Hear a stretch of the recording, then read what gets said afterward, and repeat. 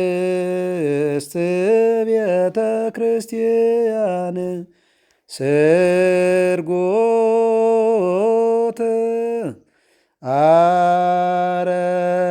አረፋቲሃ ወስእልት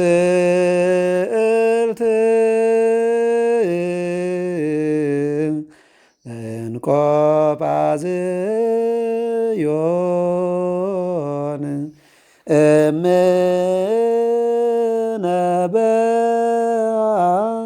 ቅድስት ቤተ ክርስቲያን ያለውን ይጨምሩበት።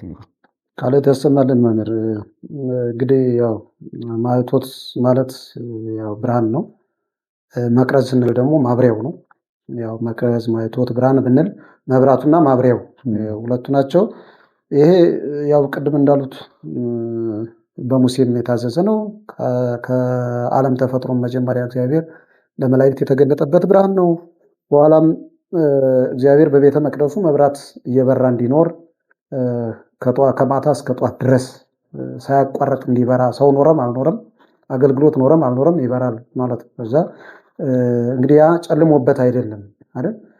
ማኅቶት እንዲያበሩለት የፈለገው እግዚአብሔር እንደውም ሊቁ ምንድን ነው የሚለው? ፀሐይና ጨረቃ ከዋክብትን ሲፈጥር አኮ ከመያብሩሎቱ ከመዘጸልሞ እንደጨለመበት ሰው ፀሐይ፣ ጨረቃ፣ ከዋክብት ለሱ ሊያበሩለት አይደለም ለእኛ ሊያበሩ ነው። በቤተ መቅደስም ጧፍን ሲያዝ ማለት ይሄ ማብሪያ ቀንዲሉን ሲያዝ ጨልሞበት በቤተ መቅደሱ ጋር መጥቶ እነሱ ሲያገለግሉ በታቦቱ ሲገለጥ እነሱም እንዲያዩት እሱም እንዲያያቸው አይደለም። በቃ መብራቱ በራሱ አንዱ መስዋዕት የእግዚአብሔር መገልገያ ስለሆነ ነው እንትን የምንለው።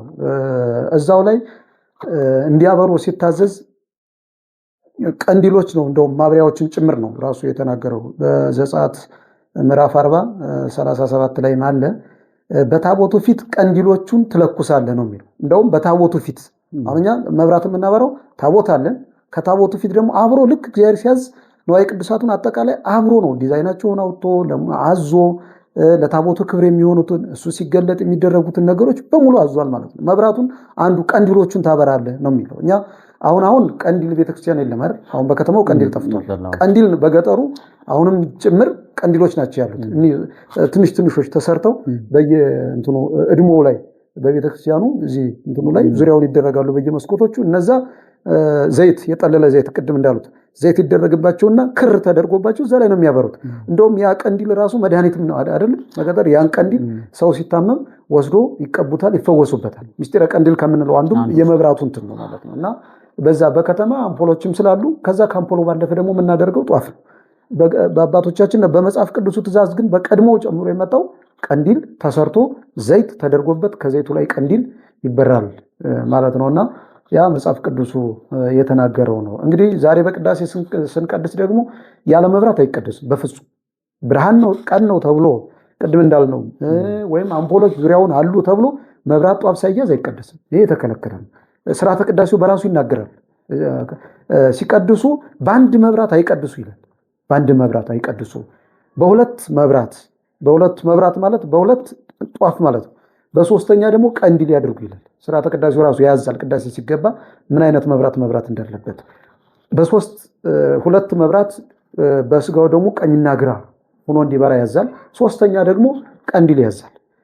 በፊቱ በኦሪቱ እንደውም 7 የቀንዲል አይነቶች ነው የነበሩት አይደል? 7 ቀንዲል 7ቱን መብራቶች ይናገራል። እንደው 7ቱን መብራቶች በመቅረዙ ይበራሉ ብለህ ለአሮን ንገረው ብሎ ለሙሴ እግዚአብሔር ወደ አሮን ሲልከው 7 መብራት እንዲያበራ ነው ዘጸአት 27 ላይ ያስቀምጦታል። የመቅረዙ እንትኖቹ ቅርጾቹ 7 ናቸው። 7ቱ ምሳሌ ያላቸው መጣባቸዋል።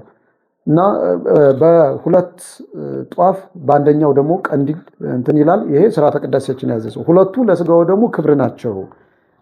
3 ሲሆኑ ደግሞ እንደ 3 ምስክር ናቸው። እና የሶስቱ ምስክር 3 ምስክር ብርሃን ነው አይደል? ሰው ምስክር ሲጠራ 3 ከሞላ ነገሩ እውነት ነው።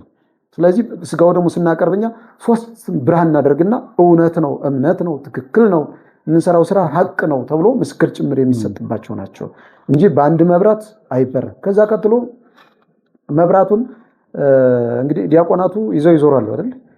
ይዘው ይዞራሉ። እንደውም መብራት የሚሄደው ከሁሉ በፊት ፊት ነው የሚሄደው። መብራት የያዘው ዲያቆን ፊት ለፊት ነው።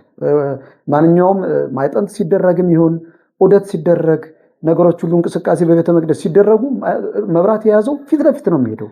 ይሄ ምሳሌ ያለው ምሳሌውን አባቶቻችን ሲያስቀምጡት ዲያቆኑ የቅዱስ ዮሐንስ መጥምቅ ምሳሌ ነው ብለውታል።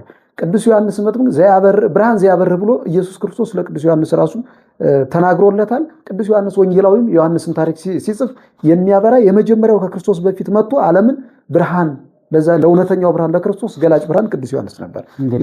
መንገድ ተራጅ እሱ ነበር። ዮሐንስ ወንጌል ምዕራፍ 1 ላይ ቁጥር 35 ላይ ቅዱስ ዮሐንስን ብርሃን ብሎታል።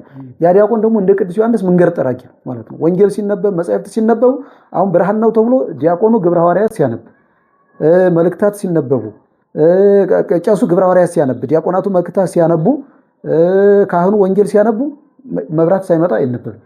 ምንም ብርሃን ቢሆን ምንም ውጭ ላይ ቢሆን እንደው አሁን አጋጣሚ ውጭ ላይ እንኳን የሚነበብበት አጋጣሚ ቢኖር ወንጌል ሲነበብ ብርሃን ተይዞ ነው። ለምንድን ነው ከተባለ ሕግህ ለመንገዴ ብርሃን ነው ተብሏል። ኢየሱስ ክርስቶስ የኔ በቃ ሕጉ ለመንገዳችን ብርሃን ነው። በቃ መጻሕፍትን ስናነብ መጻሕፍት ለኛ ብርሃን ናቸው። ሐዋርያት ለኛ ግብረ ሐዋርያትን ስናነብ ሐዋርያት ለኛ ምንድናቸው? ብርሃን። አንተ ሞቱ ብርሃኑ ለዓለም አይደል የተባሉት? ቅዱስ ያሬድም ብርሃን ብሎ የገለጣቸው ሐዋርያትን ሰማዕታትን ገልጧቸዋል። እና ብርሃን ስለተባሉ ያንን እነሱን ስናነብ ቃላቸው በራሱ ብርሃን ስለሆነ ነው የምናነበውና እንደዛ አድርገን እናነባለን ማለት ነው። እንግዲህ ሌሎችም ምሳሌያቸው ስናይ መቅረዙ በራሱ ምሳሌ ያለው የእመቤታችን ምሳሌ ነው እንለዋለን። አንቲ ውእቱ ተቋም ዘወርቅ እንተ ጾርኪ ማይተቱ ጸዳል ኩሎ ጊዜ ቅድም ያሉት እንደውም እዚህም ላይ አምጥቶ ኩሎ ጊዜ ሁል ጊዜ ብርሃንነትን ያለውን ፋና የተሸከምሽ አይደል? ሁል ጊዜ ብርሃንነት አለ። ያ የቤተ መቅደሱ ሁል ጊዜ የሚበራ ነው። ክርስቶስም ሁል ጊዜ ብርሃን ነው ማለት ነው። ዘላለማዊ ብርሃን ክርስቶስን የተሸከምሽልን የማይጠፋውን ብርሃን ዘይትጠፍ አይደል? ማይቶ ዘአብርሆ ለጽልመት እንለዋለን ክርስቶስን። ማይቶ ተብርሃን ዘይትጠፍ እንለዋለን ክርስቶስን። ቅዱስ ያሬድ ማይቶ ተብርሃን ዘይትጠፍ ብሎታል። የማትጠፋ ብርሃን ነው። የማይጠፋ ሌትም ቀንም የማይጨልምበት ብቻ ሳይሆን ለጨለመባቸው የሚያበራ አብርቶ ደግሞ የሚጠፋ ሳይሆን ሁልጊዜ ሲያበራላቸው የሚኖር ማይቶቱን የተሸከመችልን መቅረዙ የእመቤታችን ምሳሌ ነው። ሰባት እንግዲህ መቅረዙን አሰራሩን በራሱ ታችኛውን በአንድ መሾቢያ ከፍ ብለ 3 መሾቢያ፣ 7ቱን አይጹቅ ደግሞ አሉ። 3ቱን በግራና በቀኝ፣ 3ቱን በአንድ ጎን፣ 3ቱን በአንድ ጎን፣ አንዱን መካከለኛውን ወደ ስረ ወጥ አድርገ ስራው አይደል የተባለው። በዛ ላይ የዘይት ደግሞ ማፍሰሻ አብጅባቸው። በአንዱ በመካከለኛው የፈሰሰው ዘይት በስድስቱ ሁሉ እንዲሞላ አድርገው አይደል የተባለው። በስድስቱ በመካከለኛው ያለው በስድስቱ እንዲሞላ አድርገው። እነዚህ ምሳሌ ያላቸው እንግዲህ መሾቢያዎቹን ከታችኛውን አንዱን መሾቢያ በዘመነ አበው መጻሕፍት አልተጻፈም ነው። 3ቱ መሾቢያ ደግሞ በ3ቱ ዘመናት በዘመነ ኦሪትና በዘመነ መሳፍንት ወይም በዘመነ ካህናት በዘመነ ነገስት በእነዚህ መጻሕፍት ለመጻፋቸው ምሳሌ ናቸው። 7ቱ መቅረዞች የተባሉት ደግሞ እንግዲህ መቅረዞቹ የሐዋርያት፣ የካህናት፣ የመምህራን ምሳሌዎች ናቸው። በአንዷ መካከል ያለችው ደግሞ የወንጌል ምሳሌ ናት ተብሎ ተቀምጧል። በመካከል ያለው በ7ቱ ሁሉ ይፈሳል። በመካከል የተቀዳው ለስድስቱ ሁሉ ይደርሳቸዋል። ይሄ የወንጌል ብርሃንነት በመምህራን አድርጎ ለማን ነው የሚያበራው? በስድስቱ በመካከል ያለው በስድስቱ ይቀዳና ደግሞ የሚያበራው ለማን ነው? በሙሉ ላለው አይደል? ስድስቱ የተባሉት ደግሞ መምህራን ካህናት ከሆኑ በአንደኛው በወንጌል የቀዱትን ብርሃን ለዓለሙ ሁሉ የሚያደርሱበት ነው ማለት ነውና እንደዚህ ተብሎ ምሳሌ ተሰጥቷቸዋል። እንደገና መቅረዝ የእመቤታችን ማኅቶቱ ደግሞ የክርስቶስ ምሳሌ ነው ተብሎም ምሳሌው እንደዚህ ተደርጎ በምሳሌ ተገልጧል። ባጭሩ እንዳሉት አጠቃላይ ግን እኛ በቤተክርስቲያን ብርሃን ስናበራ ሕይወታችን ብርሃን ነው። ብርሃኑን ክርስቶስን እንጠብቃለን። ቤተክርስቲያናችን ራሷ ምንድናት? ብርሃን ናት አይደል? እቺ ብርሃን ቤተክርስቲያን ደግሞ ሙሽራውን በብርሃንነት እያበራች ነቅታ ተግታ ሳትተኛ እያገለገለች ሌት ተቀን ስሙን እየጠራች ትጠብቃለች ማለት ነው እና ባጭሩ በጣም ብዙ ምሳሌዎች አሉት። እንደው ከሰዓታችንና ያው እንደው ምዕመናን እንዲከታተሉትና የመብራቱን ምሳሌ እንዲያውቁት ያህል ከመጽሐፍ ቅዱስ የመጣ ነው። ምናበራው ቀንዲሉ ማኅቶቱ እንደው ባይበራ ምን አለ? ቅድም እንደ ናፍኒን እንደው ምን ይሄ ካለ ጧፍ ምን ይሰራል አይነት ግንዛቤ ወደ ውስጣቸው እንዳይመጣ ዝም ብለን ስናበራ እንዲሁ ስላልሆነ ከቤተ መቅደስ ምን ችግር አለው የሚባል ነገርም የለም። በቤተ ክርስቲያን ሕገ እግዚአብሔር ነው። አንዱ ስለበዛ አንዱ ይቀነስ፣ አንዱ ስለተቀነሰ አንዱ ይጨመር በመጽሐፍ ቅዱስ እግዚአብሔር ካዘዘው ውጭ ምንም ችግር የለ ተብሎ ሰዎች በዘፈቀደ ራሳቸው ባሰቡት የሚያደርጉት የሚያጠፉት የሚያበሩት ነገር ስላልሆነ እሱን ጭምር ታሳቢ አድርገው ብርሃኑ ሲመጣ ይሄ ብርሃን ምንድነው ብለው ወደ ህይወታቸው አስገብተው ብርሃን ክርስቶስን እንዲያስቡ ብርሃን ቤተክርስቲያንን ከብርሃን ቤተክርስቲያን ውስጥ ሆነው ብርሃኑ ክርስቶስን ለመቀበል ዝግጁ ሆነው ሁልጊዜ በብርሃን ውስጥ እንዲኖሩ ነው የምንፈልገውና ይሄን ይመስላል። እሺ ተቃላይት ያሰማልን። ምናልባት አንድ ነገር ብቻ መጨመር ፈልጌ ነው። ጧፍ አሁን በእኛ አሁን ባለው በከተማው በተለይ ጧፍ ነው የሚበራውና ያው መብራት ወይም ጧፍ አሁን በአሁኑ አገላለጽ ለአገልግሎት ለቅዳሴ ለሰዓታት እና ለልዩ ልዩ አገልግሎት ነው የምንጠቀመው። ቅድም እንዳሉት ጧፍ ከሌለ መብራት ከሌለ አይቀደስም። በገጠር ያለች ቤተክርስቲያን እንጨት ተቀጥቅጦ እንግዲህ በጣም ሲጠፋ እንጨት ሁሉ መብራት ያደርጋሉና አልፎ አልፎ እዚህ በከተማው አልፎ አልፎ እንኳን አይደለም አብዛኛው ምዕመን ስለትም ይሳልና ሌላም ነገር ይደረግና ለብቻው ከአገልግሎቱ የማይገናኝ ያበራ ጸሎት ይጸልያል። ብዙ እናያለን። ማታም አገልግሎት ላይ ጉባኤያት ላይ እንዲህ እናያለን። ይሄ አንደኛው መብራት ለአገልግሎት ነው ብሎ ለቅዳሴ ለመስዋዕት በዛ ጋር በተገናኘ ነው መብራት የሚውለው።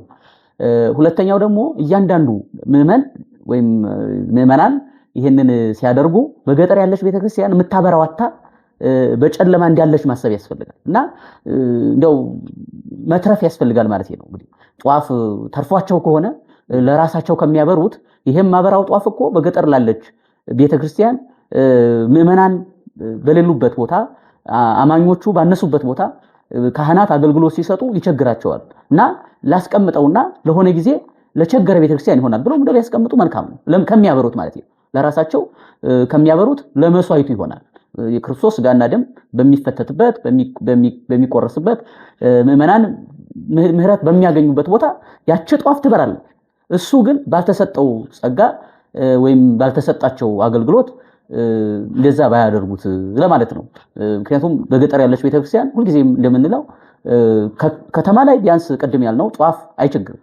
እንደው ሊቸግር ይችላል ሌላ ነገር ግን ጧፍ አይቸግርም እና ወደ ገጠሩ ስንሄድ ግን በጣም ብዙ ቦታ በትምህርት ቤትም እያለን አሁንም ድረስ ብዙ ምዕመናን ይደውላሉ፣ ብዙ ካህናት ይደውላሉ እና እንደዚህ ሊቸገረን ይላሉ።